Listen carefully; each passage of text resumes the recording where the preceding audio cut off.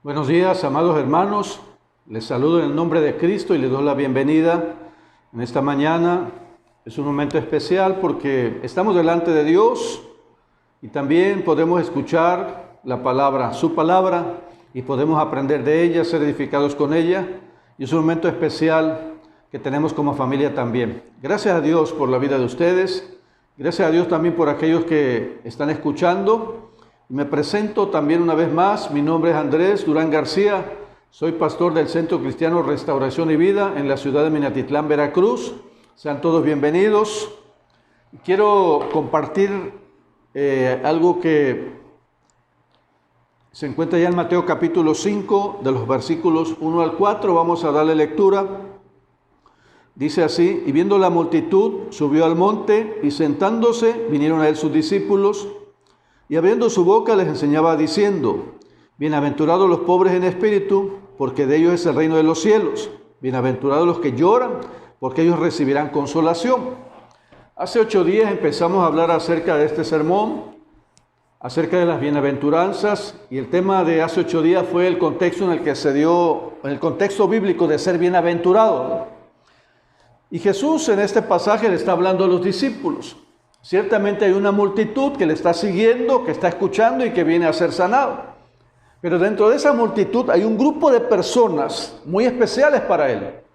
Personas que han decidido dar un paso de fe, han decidido abandonar todo, su vida anterior, y entonces han dado un paso de fe para seguir a Cristo, para servirle, para estar con Él, para aprender de Él y para ser usados por Dios en sus propósitos. No están dentro de la multitud, es un grupo especial. Y para ellos es la enseñanza. No quiero decir que Jesús esté descartando a los demás, porque todo aquel que quiera dar el paso puede hacerlo. Sin embargo, le está diciendo cómo se inicia seguir a Cristo. Cómo se inicia un discípulo que quiere seguir a Cristo. Entonces yo saco en conclusión, hablando de este aspecto de ser bienaventurado, que el discípulo de Cristo es radical, o debe ser radical en su conducta. Para mí puedo ponerle como título eso, a estas bienaventuranzas, o a este pasaje del versículo 1 al 12, que el discípulo de Cristo es radical en su conducta. ¿Por qué? Porque el ser bienaventurado tiene que ver con aspectos personales y tiene que ver con aspectos hacia los demás. Por decirlo así, 4 bienaventuranzas, las 4 primeras tienen que ver con mi carácter como creyente, cómo debo ser yo. Y las 4 que restan tienen que ver con cómo es mi relación con los demás. Entonces esta enseñanza está enfocada en una formación de los discípulos. Jesús, antes de mandarlos a hacer, quiere que sean. Dios está interesado en que seamos y no hagamos.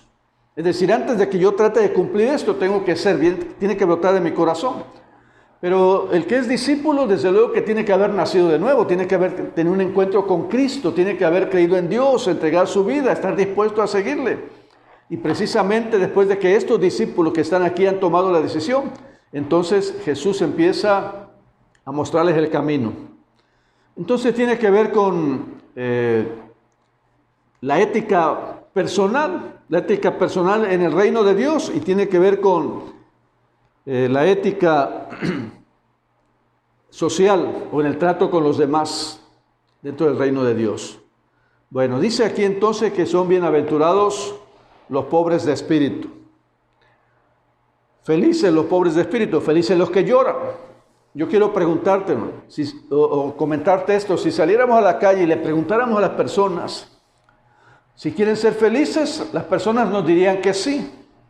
Quiero ser feliz, quiero tener paz, quiero tener gozo, quiero tener plenitud en mi corazón, quiero estar gozoso, quiero vivir en paz. El punto aquí sería preguntarle qué necesita para ser feliz. ¿Qué necesitan las personas para ser feliz? Y aquí habría diferentes respuestas. Las personas dirían: necesito un carro, necesito una casa, necesito salud, necesito una persona, necesito un esposo, una esposa, necesito un hijo, un padre, necesito tantas cosas. Porque las personas estamos enfocados en lo que deseo o necesito. No quiere decir que no haya una necesidad, lo que quiero decir es que estamos enfocados en eso y pensamos que teniendo aquello puedo ser feliz. Y es cierto, hay cosas que nos dan felicidad, nos dan gozo, pero no es permanente. Yo recuerdo en mi casa cuando yo era niño, nosotros no teníamos televisión. No recuerdo qué edad tenía cuando compraron la primera televisión, pero yo veía la televisión con amistades, con los vecinos, con amiguitos, ¿no? En su casa, caricaturas, yo veía eso. Y cuando mi mamá dijo, ella la compró, me dijo que iba a comprar una televisión, yo me emocioné tanto que le dije, sí, mamá, si compra la televisión, yo voy a estar aquí en la casa todas las tardes, no voy a salir a la calle para nada, voy a estar aquí porque voy a ver la televisión aquí en la casa con lo que me gusta ver. Y la compró, pero esa actitud mía solo duró unas semanas quizás, unos días, no recuerdo, pero a los pocos días yo estaba en la calle, porque eso que me iba a dar felicidad me la dio solo momentáneamente, no es permanente. Ahora, surge la pregunta, ¿será que hay una manera de ser feliz, de vivir permanentemente teniendo gozo y paz en el corazón, fuera de las circunstancias que estemos viviendo? Si yo le pregunto a Dios, de seguro me va a enviar aquí. Y yo creo que nos ha enviado aquí, precisamente a este pasaje. Yo quise ver todas las bienaventuranzas, que son 8, pero bueno, pensé que era demasiado. Y solo vamos a ver 2, tenemos un tiempo corto hoy, vamos a ver 2. Si yo le pregunto a Dios, Señor, ¿qué necesito para ser, o qué necesitan las personas para ser felices? Y Él diría así, o dice así, bienaventurados los pobres, o felices los pobres en espíritu, y bienaventurados los que lloran. Y de ahí habla más cosas, pero solo vamos a ver estos 2, repito, ¿eh? Pobres en espíritu, bienaventurados los pobres en espíritu, felices los pobres en espíritu. ¿Qué significa eso? Las personas hemos pensado en muchas ocasiones que no necesitamos a Dios para ser felices. No necesitamos buscar a Dios, tener una relación con Él. Y el pensamiento que tenemos las personas muchas veces está, bueno, lo describe la Biblia de esta manera. Allá en Apocalipsis, en su capítulo 3, dice así. Dios le está hablando a un grupo de personas, Jesús le está hablando a un grupo de personas. Y las personas forman parte de una iglesia. Es lo que me llama a mí la atención, porque estas personas forman parte de una iglesia cristiana. Y dice, y el concepto que tenían las personas, un concepto errado por cierto, decían así: yo soy rico, me he enriquecido y de ninguna cosa tengo necesidad. ¿Sí? Jesús le está diciendo a las personas, ustedes piensan así, ustedes dicen, yo soy rico, me he enriquecido y no tengo, de ninguna cosa tengo necesidad. Y Jesús les dice también, y no sabes que eres un desventurado, no sabes que eres un miserable, no sabes que eres pobre, no sabes que eres ciego y que estás desnudo. La manera en que nos miramos nosotros no es la manera en que nos mira Dios. Una de las cosas que la Biblia o que Dios aborrece es la soberbia, es el orgullo. Y normalmente cuando hacemos a un lado a Dios, cuando las personas hacemos a un lado a Dios y decimos no te necesito, normalmente es orgullo y soberbia. Hay personas que dicen no necesito a Dios, pero cuando se han visto enfermos al borde de la muerte, muy necesitados de ayuda, entonces claman a Dios y reconocen que necesitan de Dios. Entonces Jesús dice aquí, eres bienaventurado si eres pobre de espíritu. ¿Cómo puedo entender esa palabra? No se refiere a una pobreza material, no se refiere a eso, se refiere a una pobreza espiritual. Pero sí sirve comparar una pobreza material con una pobreza espiritual.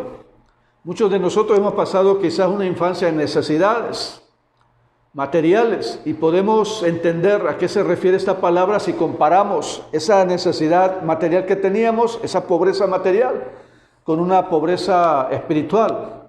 Por ejemplo, Dice que el pobre material, el que es materialmente pobre, el que no tiene recursos, el que vive en extrema pobreza, pues no escoge qué puede comer, qué puede vestir.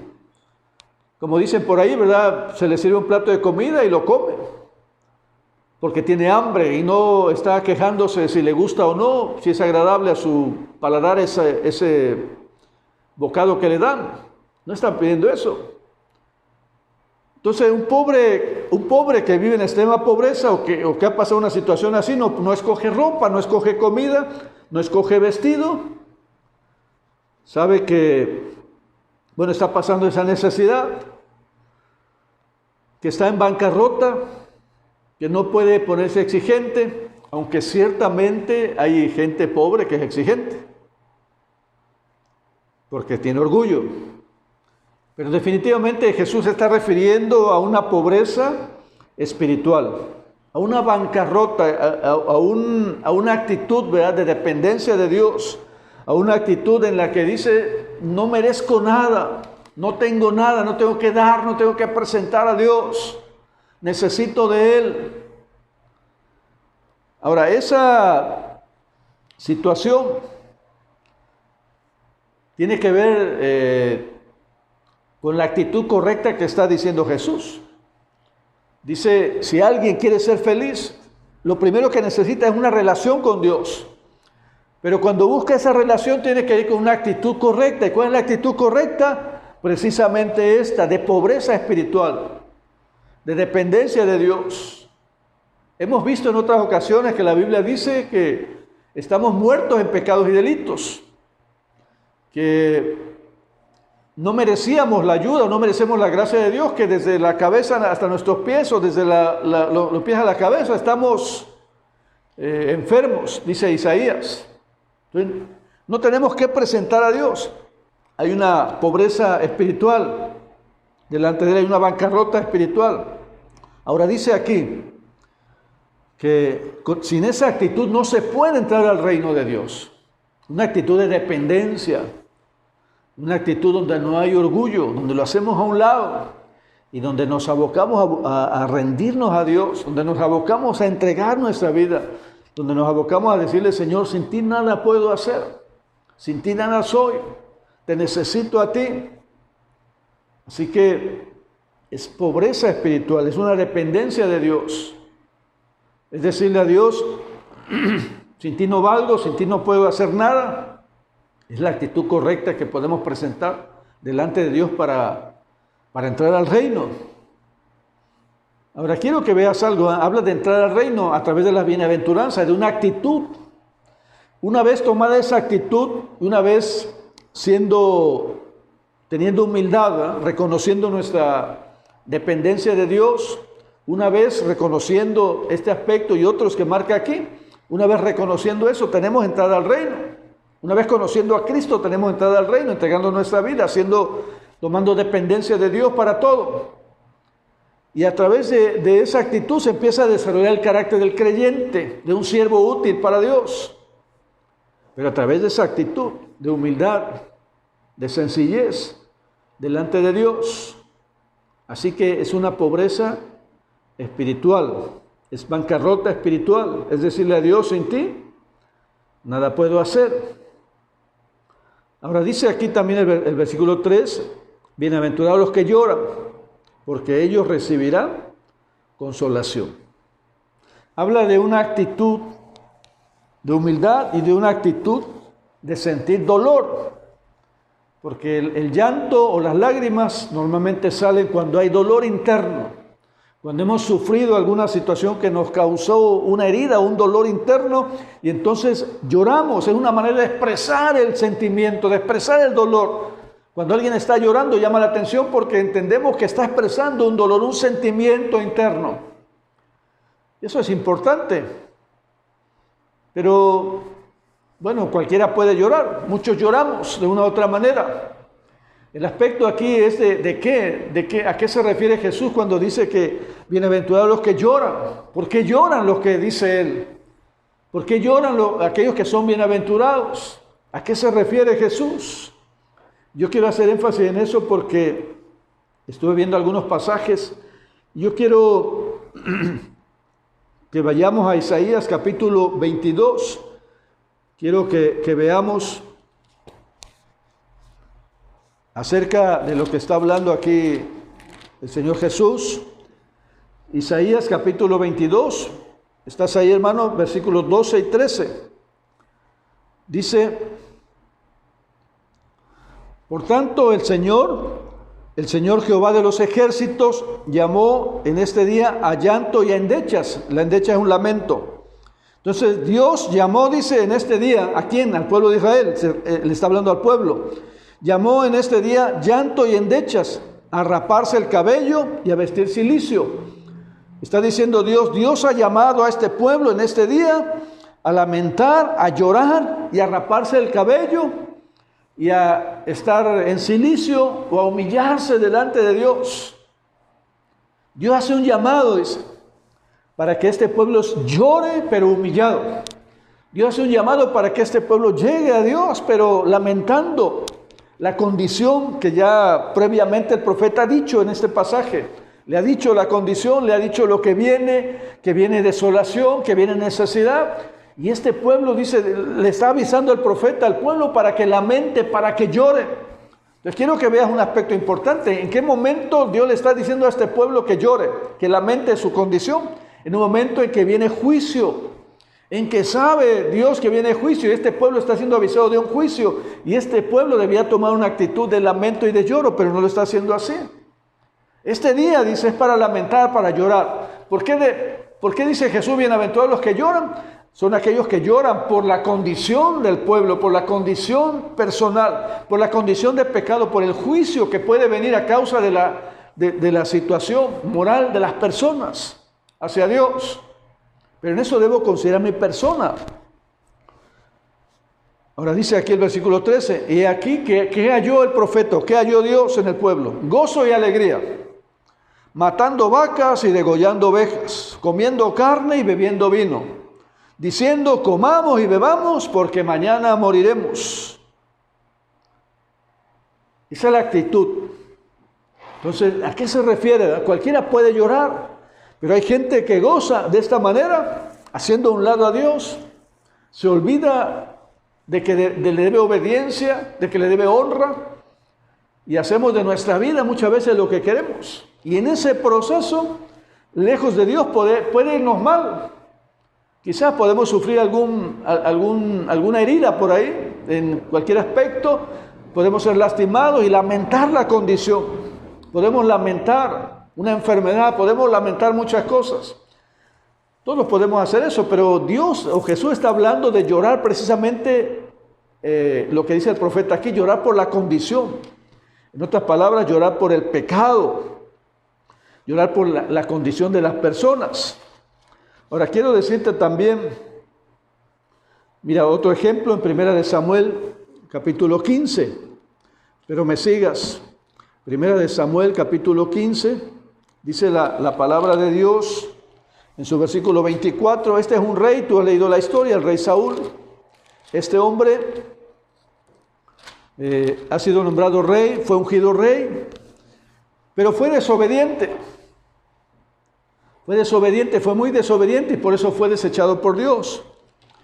Pero llama la atención aquí el hecho de que dice la Biblia que después de que se presenta el profeta Samuel y le dice, tú has sido desobediente, ¿no? Él dice, versículo 24, 15-24, entonces Saúl dijo a Samuel, yo he pecado, pues he quebrantado el mandamiento de Jehová y sus palabras, porque temía al pueblo y consentía la voz de ellos. Perdona pues ahora mi pecado. Y dice más adelante, y vuelve conmigo para que adore a Jehová, le está diciendo Saúl a Samuel. Y Samuel le dice, no volveré contigo. Pero ya cuando se iba Samuel, dice que lo tomó de la punta de su manto, para que no se fuera. Y dice el versículo 30, yo he pecado, pero te ruego que me honres delante de los ancianos de mi pueblo y delante de Israel, y vuelvas conmigo para que adore a Jehová tu Dios. En otras palabras, está diciendo, he pecado, es cierto, he pecado, pero pues procura cubrirme, Samuel. Esta desobediencia procura cubrirme. ¿Qué está demostrando este hombre en su actitud? No está lamentando el pecado. Dice, yo he pecado, pero no lamenta, no llora, no siente dolor, no siente peso por el pecado. No se ha arrepentido genuinamente, porque el que se ha arrepentido genuinamente llora. Pero llora producto del dolor que le produce el haber pecado contra Dios. Entonces, fíjate, Dios está diciendo, tienes que ser sencillo, humilde, ¿verdad? Tienes que ser pobre de espíritu para poder ser un mi discípulo, para poder crecer en tu carácter como creyente, pero también tienes que llorar, tienes que reconocer tu bancarrota espiritual. Y en esa bancarrota, en esa necesidad, tienes que llorar también, lamentar la condición. Saúl no lamentó, no lloró la condición de haber pecado contra Dios. Ciertamente reconoce, pero no hay dolor en su corazón. Así que Jesús nos está llevando a eso, a depender de Dios, a decirle sin ti nada soy, pero también a sentir un dolor en el corazón a causa del pecado. Así que Israel está gozándose en medio del pecado, le ha fallado a Dios y está gozándose. Pero dice algo más. Allá en Ezequiel capítulo 9, vamos a leer Ezequiel capítulo 9.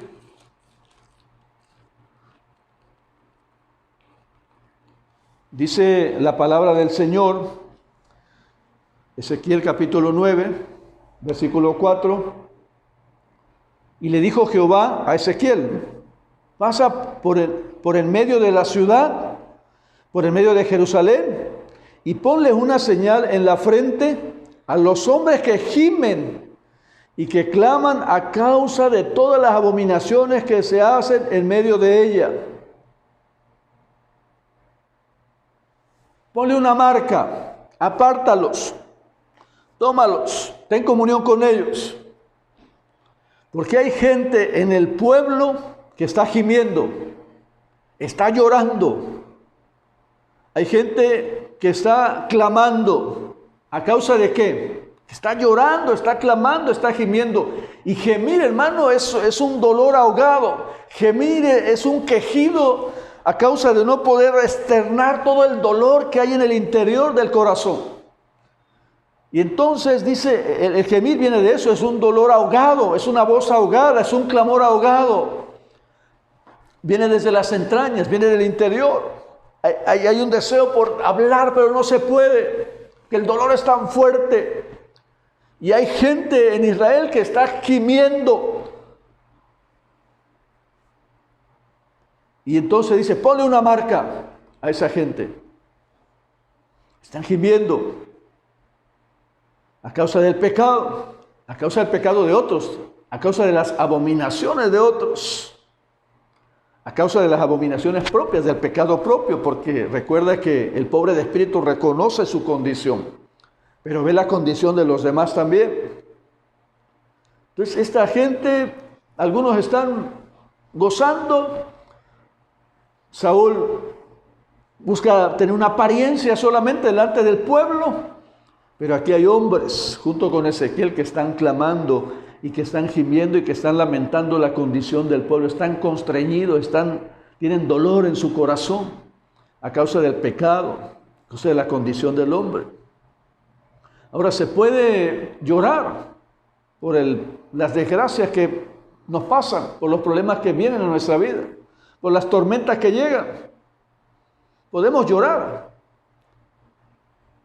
pero sería mucho mejor delante de Dios llorar por la condición nuestra y por la condición de los demás.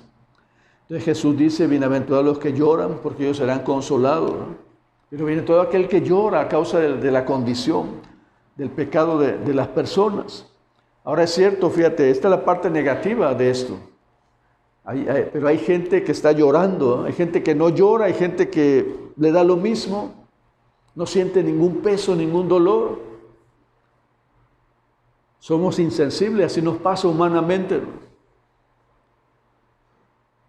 El otro día escuchábamos acerca de una familia que está pasando el problema de la enfermedad del coronavirus.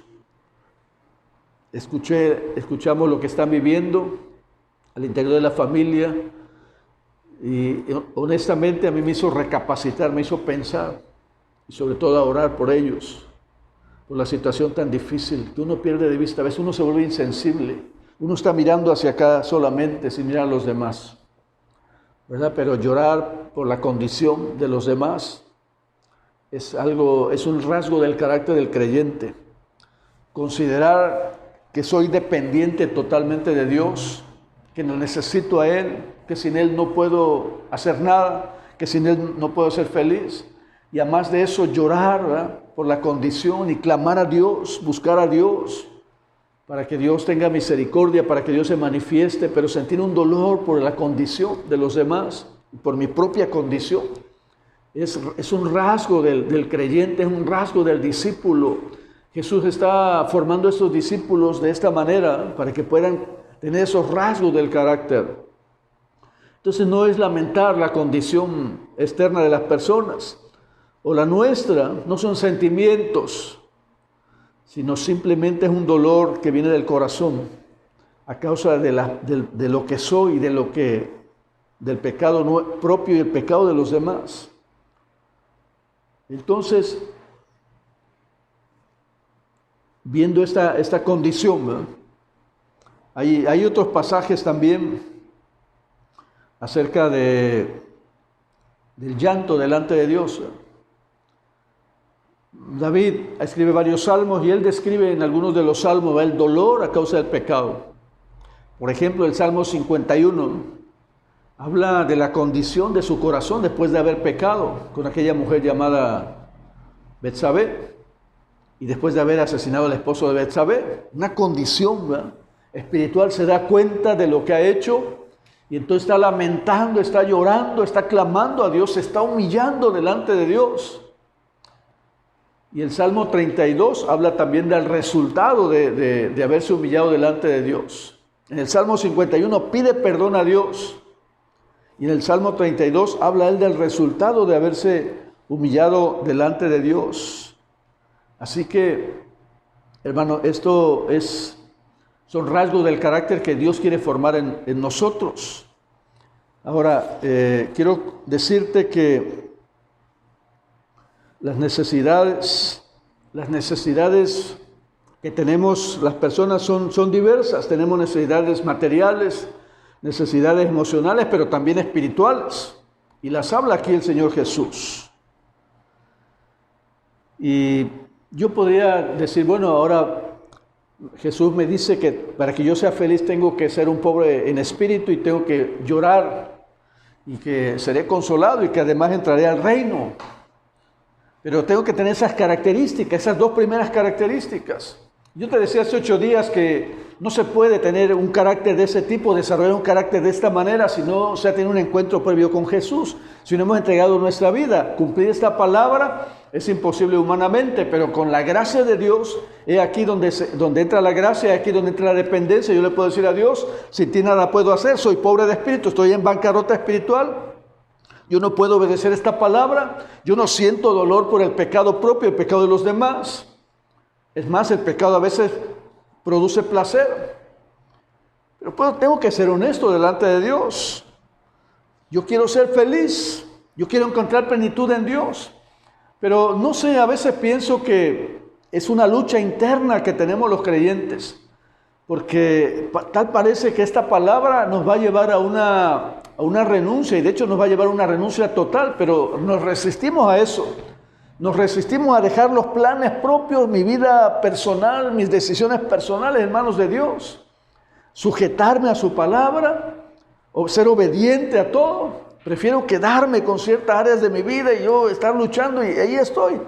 En el estira y afloja delante de Dios en obedecer y no obedecer, en ser discípulo, no ser discípulo, solo ser un seguidor, pero no un discípulo.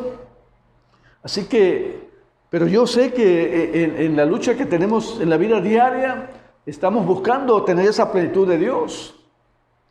Estamos buscando, o debiéramos buscar tener esa plenitud de Dios, ese gozo. Dios nos está ofreciendo, dice.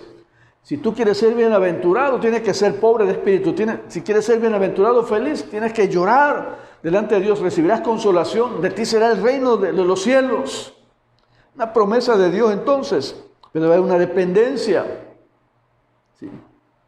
Ahora, ¿cómo puedo saber, ¿verdad?, si he sido pobre de espíritu con Dios y que he llorado? Pues cada quien lo sabe, hermano. Pero los frutos de eso tiene que ver con la paz del corazón.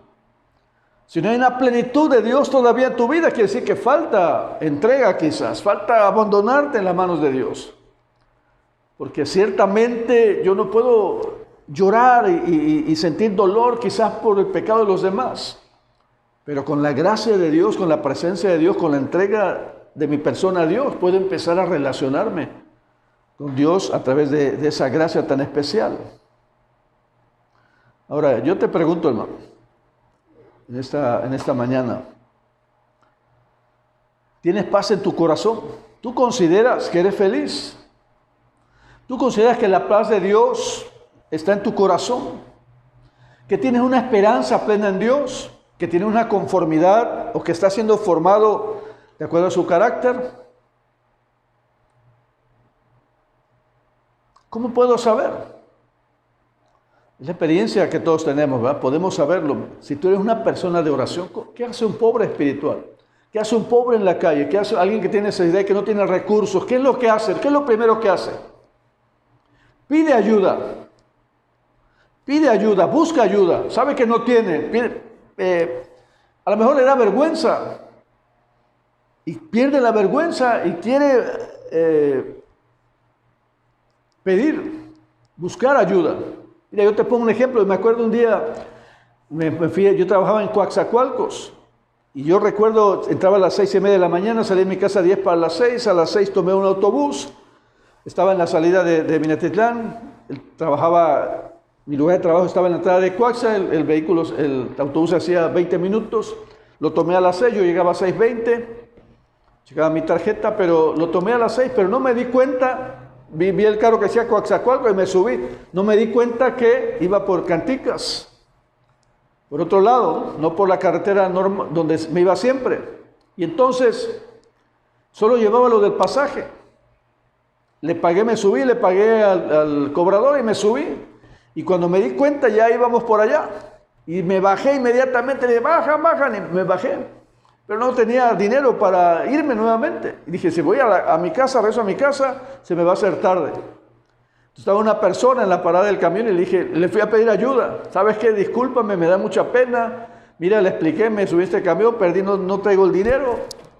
Te pido me prestes 10, 15 pesos lo que costaba el autobús.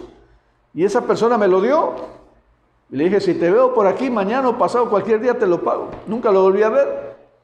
Pero bueno, me dio el dinero, pedí la vergüenza. Porque aquel que está en necesidad pide, aquel que se da cuenta busca a Dios y le pide. Entonces el pobre en espíritu está pidiendo.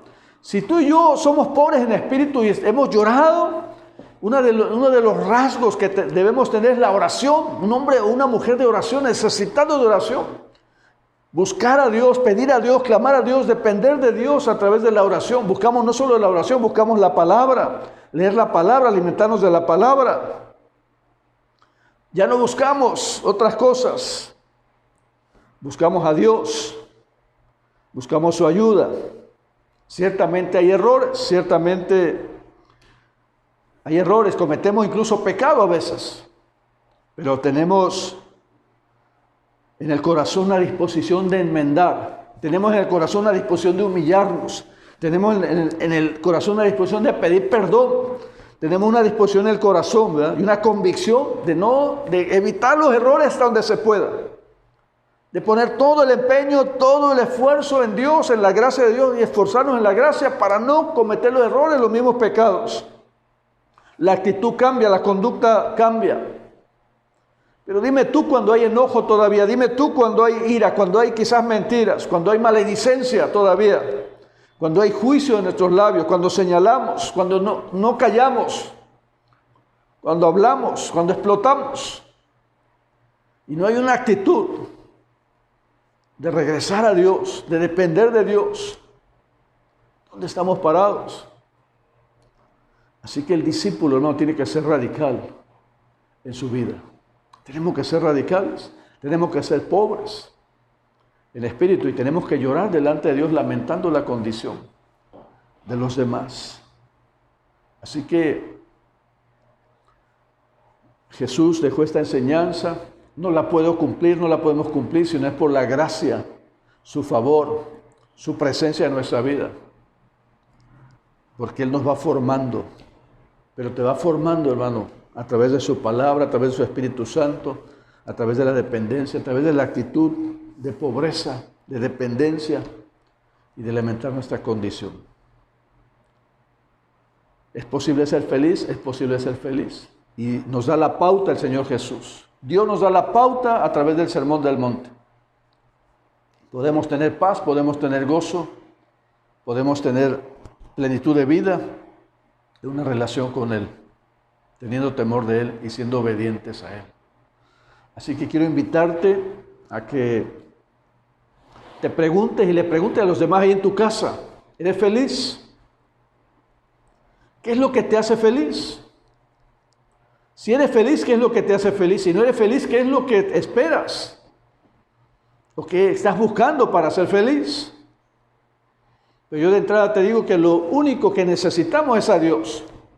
No quiero decir que no haya necesidad de otro tipo o en otros aspectos, las hay. Pero lo primero que necesitamos es a Cristo en la vida. Dale la oportunidad, abre tu corazón, deja que Cristo venga a ti, que gobierne tu vida, tus decisiones, tu pensamiento y hazte dependiente de Él. Siempre. Y vas a mantener la paz y el gozo en el corazón. Te invito a orar en el nombre del Señor. Ahí en tu casa, en tu lugar, estás sentado o estás de pie, no sé cómo estés. Vamos a cerrar nuestros ojos, si quieres doblar tus rodillas puedes hacerlo y vamos a orar delante de Dios. Señor, oramos en tu presencia. Señor, perdona porque nos hemos desenfocado de lo que significa ser felices. Nos hemos desenfocado de lo que tú eres capaz de hacer en la vida de las personas, hacerlas felices. Hemos pensado, Señor, que la felicidad está en otras cosas y no en ti. Hemos sido orgullosos para no hacernos dependientes. Al contrario, somos independientes de ti a causa del orgullo, Señor. A causa de nuestros pensamientos, de nuestros planes y propósitos. Te hemos hecho a un lado muchas veces, Dios, queriendo vivir nuestra vida a nuestra manera, haciendo nuestra propia voluntad, tomando decisiones humanas equivocadas. Pero tu palabra dice, Señor, que nos hemos equivocado, que en la búsqueda de la felicidad nos hemos equivocado y que la felicidad no está en lo que hemos buscado, sino en tu presencia. Señor, perdona porque no lo hemos entendido así, pero hoy nos has hablado y creemos, Padre, confesamos que la felicidad, la plenitud de la vida humana, Señor, del descanso, del gozo en el corazón y de la felicidad está en tu presencia. Pero aún, Señor, sabiendo que está ahí, nos hemos acercado con una actitud de orgullo, Señor, una actitud y con una ceguera, equivocadamente, Señor. Perdónanos. Perdona, Señor, cuando nos hemos sentido independientes de ti, Señor. Hemos actuado independientemente de ti. Tu palabra dice que el pobre de espíritu es el que entra al reino. El que te reconoce a ti como Señor y Dios. El que toma una actitud diferente. El que entrega su vida. El que se rinde delante de tu presencia. El que niega tener fuerzas o ánimo en sí mismo para tener una relación contigo. Perdónanos, Padre, y ayúdanos a tener una relación plena, íntima. Confesamos nuestra incapacidad, Señor, y confesamos, Dios, nuestras carencias, y confesamos, Padre, que sin ti nada podemos hacer. Confesamos que nuestro corazón nos traiciona, y confesamos también que no hemos sentido dolor quizás por el pecado propio y el pecado de los demás. Que nos hemos gozado en un tiempo como hoy, Señor, donde debía haber llanto, clamor y búsqueda. Hemos hecho, Señor, de este tiempo un tiempo, Señor, quizás de placer. Perdónanos, Padre, porque es tiempo hoy de buscarte a ti. al ver la condición y la necesidad de los demás, el ver cómo se te rechaza y se te ofende y cómo se te da la espalda y los resultados del pecado en la vida, Señor. Te pedimos perdón, Señor, en el nombre de Jesús. Danos un corazón, ayúdanos a tener un corazón, Padre, un corazón dispuesto para ti, un corazón inclinado, un corazón circuncidado para ti, Señor. Que te ame, que tenga dolor, Señor, y que nos demos cuenta de la condición para clamar y pedir perdón, para buscar tu rostro, Señor. Despiértanos, Dios, levántanos. Aquí está nuestra vida. Gracias, eterno Dios. Bendecimos tu nombre, Señor, en esta mañana. Y gracias por la vida de tu pueblo. Gracias por ese tiempo, Señor. Gracias por esta palabra. En el nombre de Jesús. Amén. Dios bendiga tu vida, hermano. Y deseo con todo mi corazón que encontrando a Cristo podamos experimentar la felicidad que necesitamos. Dios te bendiga. Amén.